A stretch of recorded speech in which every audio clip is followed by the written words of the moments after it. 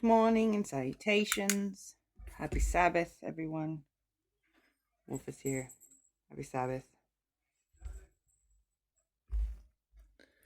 I'm going to read some scriptures and reflect.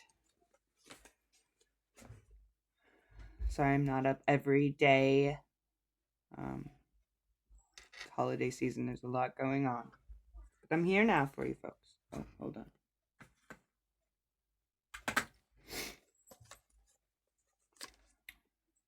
Today is the 30th, the last day of November. From self to God. The eternal God is thy refuge. Deuteronomy 33:27. A place to flee to, a sanctuary, an escape from misunderstanding, from yourself. You can get away from others into the quiet of your own being, but from yourself, from the sense of your failure, your weakness, your sins and shortcomings, whither can you flee?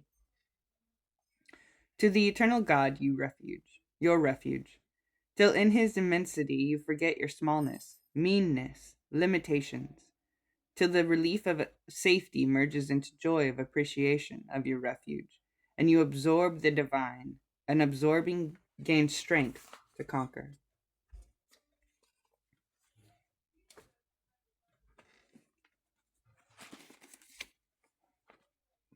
Follow the Logos. The person who follows reason in all things will have both leisure and a readiness to act. They are at once both cheerful and self-composed. Marcus Aurelius. The guiding reason of the world, the Stoics call this the Logos, works in mysterious ways. Sometimes the Logos gives us what we want. Other times it gives us precisely what we do not want. In either case, they believed that the Logos was an all-powerful force that governed the universe. There is a helpful analogy to explain the Logos. We are like a dog leashed to a moving cart. The direction of the cart will determine where we go. Depending on the length of the leash, we also have a fair amount of room to explore and determine the pace. But ultimately, what each of us must choose is whether we will go willingly or be painfully dragged. Which will it be? Cheerful acceptance or ignorant refusal? In the end, they amount to the same. The Lord is guiding us. The Spirit is guiding us every day in each argument that we have, in each conversation, in each interaction. We are being guided by something far greater than ourselves. And we can learn from each moment.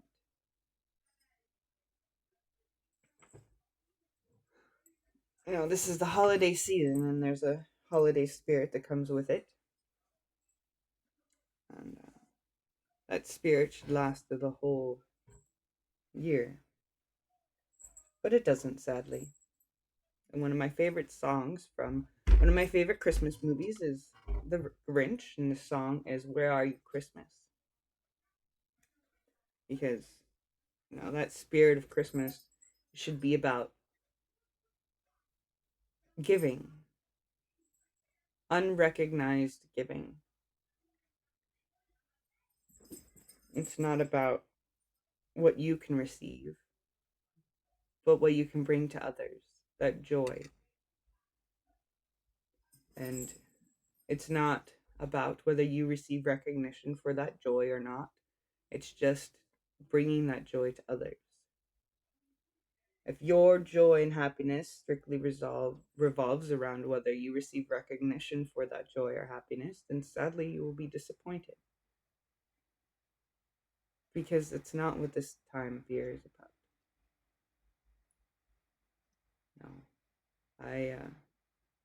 I try to keep the spirit of Santa Claus alive for my child. Because the spirit of Santa Claus is about that giving without recognition.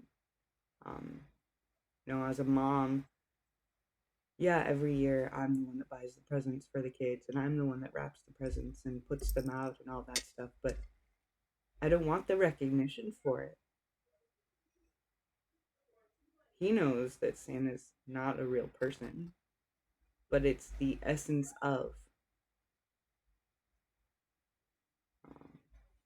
Saint Nicholas was about gifting these children, bringing joy to the children without being recognized. He did it in the dead of night, in secrecy, kind of like how, well, if I try to put that in an explanation of God, and then people will have the argument, well, but you give recognition to God. Well, yes, I do, and we give recognition to Santa, but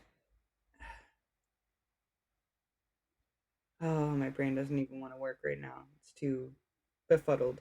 I have to get ready for a week of travel and celebration with family.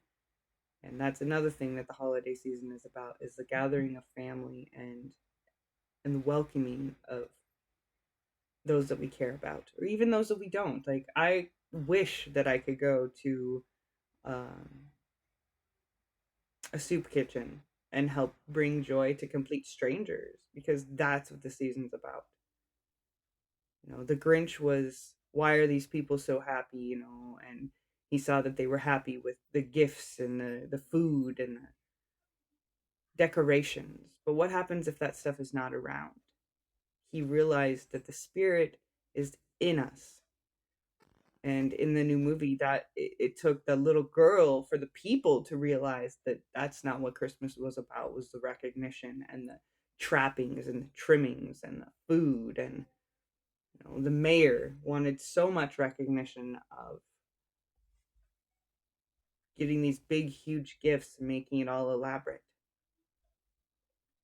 But when it was gone, it was just that welcoming heart, that loving nature that we're supposed to have this year. Not this year, but this time of year and all year round. And to wonder that Christmas is at the end of the year. Maybe it's to help remind us that in the new year, to carry that same spirit with us. But instead, people go from gift getting to wanting more and jumping to the next holiday.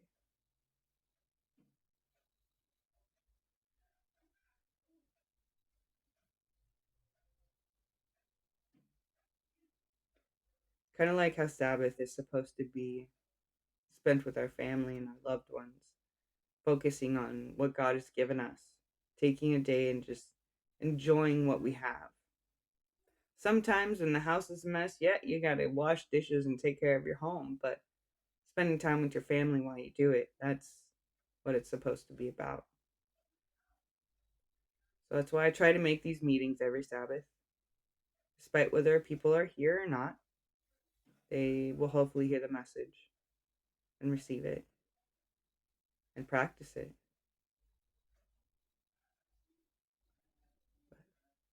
I do have to get going, get my house cleaned.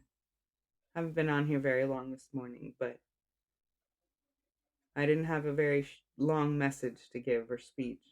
Sometimes short is the best way. Have a wonderful Sabbath, everyone. Peace be with you, and blessings unto you.